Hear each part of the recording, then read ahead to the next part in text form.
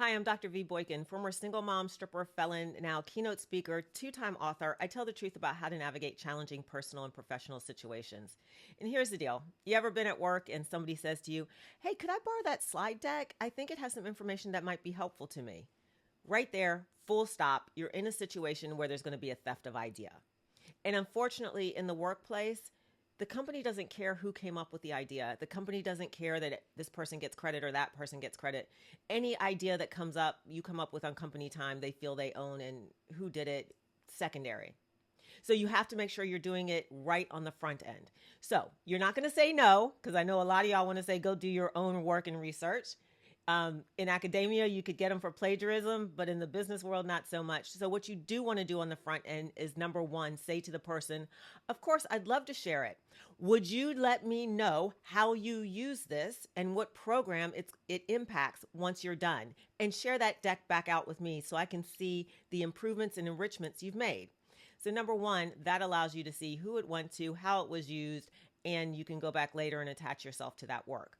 Number two, oh, wow, absolutely. In fact, I'll put it in the team Slack channel so that everyone can see the information, because if it's going to be useful to you, it might actually be useful to them. I'll stick it in there right away. And then you say, posting this for so-and-so to be able to use in their upcoming work, thought others might find it interesting as well. The third thing you can do is say, I absolutely want to share this with you. Would you make sure that when you use it, you let people know that it was research that I had done or processes that I had come up with, just in case they have questions. That way you're not saying because I want credit, you're saying they might have questions and I just want to be able to help. So those are the three things. What you don't want to do is try to wait until after they've used it and then go back and say you didn't give me credit. Set the expectation for using your work on the front end. I want to know how it's used and I'd like to see what you create, so maybe I can repurpose it. Number two, others might find this helpful, so let me make it public that I'm giving it to you.